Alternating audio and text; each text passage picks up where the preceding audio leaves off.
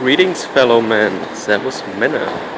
It's Red Bull Germany again, and today I want to take you on a walking tour through a very fancy Japanese department store. It is called Takashimaya.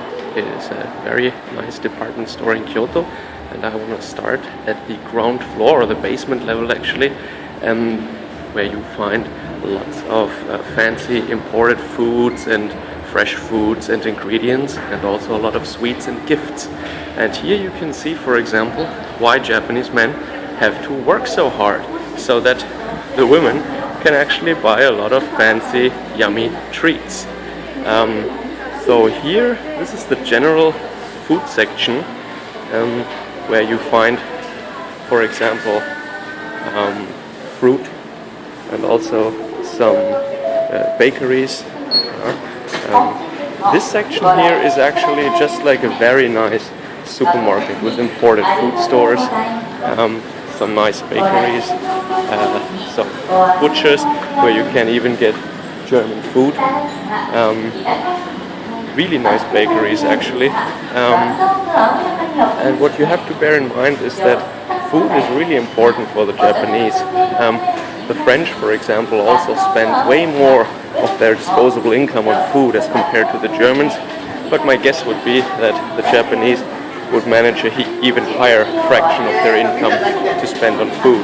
So this is actually now the section that is really more like a supermarket. You have some local specialties here, and maybe you have heard the stories about melons that are over $100. Yeah, those are these. I don't know, maybe you only give them as gifts, you wouldn't even eat them for yourself when they cost $100 per melon. But yeah, so this is, for example, some tsukemono, that is pickled or vinegared vegetables that you eat to clear the palate, so to speak, between courses. Or some Halloween treats already available here, and a lot of the food is also made fresh here. So this is almost like a restaurant partly. So this combined food court here has all these things. It's a mixture of a supermarket, a store for like special ingredients, but also restaurant-like. And as I said, you have local specialties, and you really get everything here. Like, it's really good for tourists to get souvenirs. Most of the tourists are Japanese people themselves, and it's really expected to bring gifts when you visit another city. When you go on a trip, you have to bring gifts for all your friends and families and co-workers, which can become really annoying, and you have to schedule time for buying all those gifts. And as we go now through another food court section. Oh, these are all sandwiches. How nice.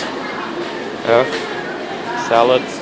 I will make my way to the sweets section, and that is the actual important section here. You can buy an entire Baumkuchen here. Nice. Because sweets are the perfect gifts, and all these foods are really perfect gifts. Because Japanese people's apartments are just not so big, and their houses are also not so big. Space is very limited. So I think it became a habit to give really exquisite, really elaborate food stuff as gifts. Because food you eat and then it's gone, and it doesn't need space in your apartment. I think if you want to lose all your friends, just buy them bulky, weird gifts like a framed painting or some kind of stuff. Yeah. So this gift giving, all these elaborate foods, all these sweets here, that is really the perfect gift, and it's really expected.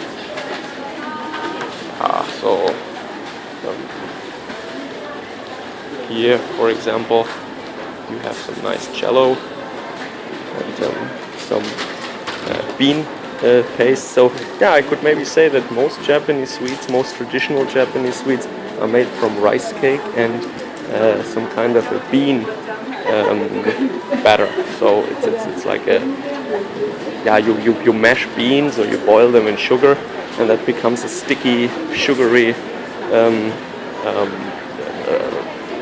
dough, I would say, that really still tastes like beans. So these Japanese red beans, and that would be the filling then for this rice cake.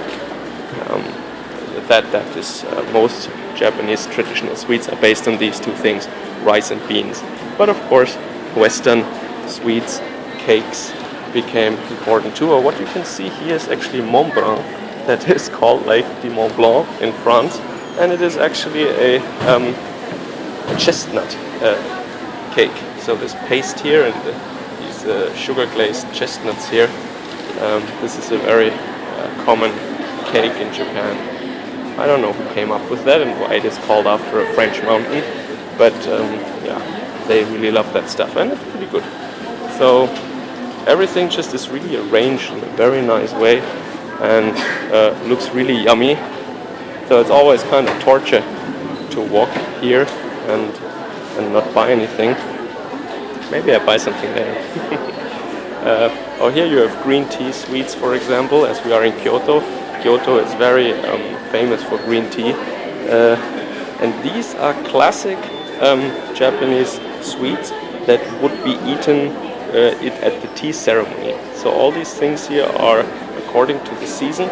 These little treats here, based on bean and rice and sugar, and that would be a condiment to the Japanese tea ceremony, where you would make this matcha tea and have these nice ogashi, these nice sweets, together with the bitter green tea.